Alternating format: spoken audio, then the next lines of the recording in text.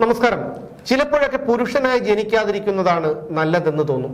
കാരണം ഒരു സ്ത്രീക്ക് ഒരു പുരുഷനോട് ഏതെങ്കിലും തരത്തിലുള്ള അമർഷമോ വൈരാഗ്യമോ തോന്നിയാൽ അവന്റെ അടിവേരടക്കം നശിപ്പിക്കാൻ ഒരു പീഡന പരാതി കൊടുത്താൽ മതി. ചില മാന്യകൾ സ്ത്രീത്വത്തെ അപമാനിച്ചു എന്നായിരിക്കും പരാതി കൊടുക്കുന്നത്. അതുപോലെ തന്നെയാണ് 498A അഥവാ സ്ത്രീധന ഗാർഹിക പീഡന നിരോധന നിയമം. ഈ ആക്ട് നിലവിൽ വന്നപ്പോൾ വ്യാപകമായി സ്ത്രീധന പരാതികൾ ഉയർന്നിരുന്നു. ഇത് സ്ത്രീകൾ വ്യാപകമായി ദുരുപയോഗം ചെയ്യുന്നു എന്ന് തിരിച്ചറിഞ്ഞപ്പോഴാണ് ഭേദഗതി വരുത്തിയത്. ഇത്തരമൊരു പരാതി കിട്ടിയാൽ അന്വേഷണം നടത്തി വാസ്തവം ബോധ്യമായാൽ മാത്രമേ അറസ്റ്റ് ഉൾപ്പെടെയുള്ള നടപടികളിലേക്ക് നീങ്ങാവൂ എന്ന് സുപ്രീം കോടതി അന്ന് ഉത്തരവിട്ടു. ഇപ്പോൾ പുതിയ പരാമർശം സുപ്രീം കോടതിയിൽ നിന്നുണ്ടായിരിക്കുകയാണ്. പ്രകടമായി സ്ത്രീധനം ആവശ്യപ്പെട്ടില്ല എന്ന കാരണം കൊണ്ട് ഭാര്യയ്ക്കെതിരായ ക്രൂരതാ കുറ്റത്തിൽ നിന്ന് ഒഴിഞ്ഞു മാറാൻ ഭർത്താവിനോ അയാളുടെ വീട്ടുകാർക്കോ കഴിയില്ല എന്നാണ് സുപ്രീം കോടതി വ്യക്തമാക്കിയിരിക്കുന്നത്.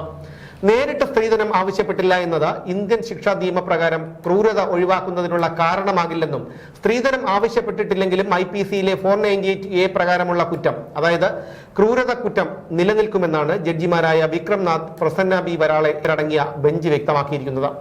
ശാരീരികവും മാനസികവുമായ ഹാനി വരുത്തുക, എന്തെങ്കിലും വസ്തുക്കളോ വിലപിടിപ്പുള്ള ഉറപ്പുപത്രമോ അതായത് കരാറോ നിയമവിരുദ്ധമായി ആവശ്യപ്പെട്ടുകൊണ്ട് ഭാര്യയെ അവഹേളിക്കുക എന്നിങ്ങനെ 2 തരത്തിലുള്ള ക്രൂരതയാണ് ഈ വകുപ്പിലുള്ളത്. നേരിട്ട് സ്ത്രീധനം ചോദിച്ചിട്ടില്ല എന്ന കാരണം കൊണ്ട് ഭർത്താവിനോ അയാളുടെ വീട്ടുകാർക്കോ 498A എന്ന വകുപ്പിൽ നിന്ന് ഒഴിഞ്ഞു മാറാൻ കഴിയില്ലെന്നാണ് കോടതി പറയുന്നത്. ഭർത്താവും ബന്ധുക്കളും മർദ്ദിച്ചെന്നു കാട്ടി ഭാര്യ കൊടുത്ത പരാതിയിൽ പോലീസ് ക്രിമിനൽ കേസ് എടുത്തിരുന്നു. ഇതിനെതിരെ ഭർത്താവ് നൽകിയ ഹർജി പരിഗണിച്ച ഹൈക്കോടതി സ്ത്രീധനം ആവശ്യപ്പെട്ടതായി പരാതിയില്ലെന്നുള്ള പരാമർശത്തോടെ ഈ കേസ് റദ്ദാക്കി. ഇതിനെതിരെ ഭാര്യ സുപ്രീം കോടതിയെ സമീപിച്ചു. ഈ ഹർജിയുടെ അടിസ്ഥാനത്തിലാണ് സുപ്രീം കോടതി ഞാൻ ആദ്യം പറഞ്ഞ പരാമർശം നടത്തിയത്. സ്ത്രീകൾക്ക് അനാവശ്യമായ ആനുകൂല്യങ്ങൾ നൽകുന്ന ഇപ്പോഴത്തെ നിയമം വെച്ച് വിവാഹം കഴിക്കാതിരിക്കുന്നതാണ് ബുദ്ധി. വിവാഹമോചന കേസുകൾ ഉണ്ടാകുമ്പോൾ വിവാഹ സമ്മാനമായി നൽകിയ സ്വർണ്ണാഭരണങ്ങളും പണവും തിരിച്ചു കിട്ടാനുള്ള നടപടി ഉണ്ടാകണം എന്നാണ് പലരും കോടതിയോട് ആവശ്യപ്പെടുന്നത്.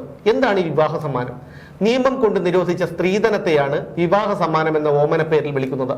സ്ത്രീധനം കൊടുക്കുന്നതും വാങ്ങുന്നതും കുറ്റകരമാണ് എന്നാണ് നിയമം പറയുന്നത്. അങ്ങനെയെങ്കിൽ സ്ത്രീധനം കൊടുക്കുന്ന പെണ്ണും അവളുടെ വീട്ടുകാരും കുറ്റക്കാരല്ലേ? രാജ്യത്ത് ഏറ്റവും കൂടുതൽ വിവാഹമോചന കേസുകൾ രജിസ്റ്റർ ചെയ്യുന്ന സംസ്ഥാനങ്ങളിൽ ഒന്നാണ് കേരളം. വിവാഹമോചന കേസ് നൽകുന്നതിന് മുമ്പ് നൽകുന്നത് 498A ആണ്. ആ കേസിൽ ഭർത്താവും മാതാപിതാക്കളും പിന്നെ അവരുമായി അടുപ്പമുള്ളവരുമെല്ലാം പ്രതികളായിരിക്കും. പോലീസിന് കേസെടുക്കാതിരിക്കാൻ കഴിയില്ല. കാരണം കള്ളപ്പരാതിയാണെന്ന് കണ്ട് കേസെടുക്കാതിരുന്നാൽ പോലീസ് കൈക്കൂലി വാങ്ങിക്കൊണ്ട് ഭർത്താവിനോടൊപ്പം നിൽക്കുകയാണെന്ന് മേലധികാരികൾക്ക് പരാതി നൽകും. അതുകാരണം കള്ളപ്പരാതിയാണെന്ന് അറിയാമെങ്കിലും കേസെടുക്കാൻ പോലീസ് നിർബന്ധിതരാകും. കേസ് രജിസ്റ്റർ ചെയ്തു കഴിഞ്ഞാൽ ജാമ്യമെടുക്കാൻ കോടതി കയറണം. ഭർത്താവും അച്ഛനും അമ്മയും അടക്കം കേസിൽ ഉൾപ്പെട്ട എല്ലാവരും നിയമത്തിന് മുന്നിൽ എല്ലാവരും തുല്യരാണെന്നാണ് വയ്പ്പെങ്കിലും പലപ്പോഴും അതൊരു പരസ്യവാചകം പോലെയാകുന്നു എന്നതാണ് യാഥാർത്ഥ്യം.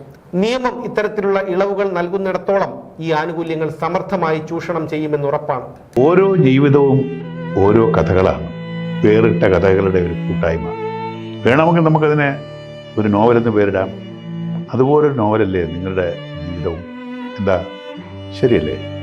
നിങ്ങളുടെ അനുഭവങ്ങൾ, കഥകൾ എന്തുമായിക്കൊള്ളട്ടെ, അത് കേൾക്കാൻ DNA ന്യൂസിലൂടെ ഞാൻ എത്തുന്നു. കഥ പോലൊരു ജീവിതം, അതിനായി ഞാൻ നിങ്ങൾക്ക് വേണ്ടി കാത്തിരിക്കുന്നു. നമുക്ക് ഒന്നിച്ച് കാണാം, കുറേ കാര്യങ്ങൾ സംസാരിക്കാം, വേദനകൾ പങ്കിടാം. നിങ്ങളുടെ വിഷയങ്ങൾ, അനുഭവങ്ങൾ അത് ഞങ്ങളെ അറിയിക്കേണ്ട വിലാസം താഴെ കൊടുക്കുന്നു.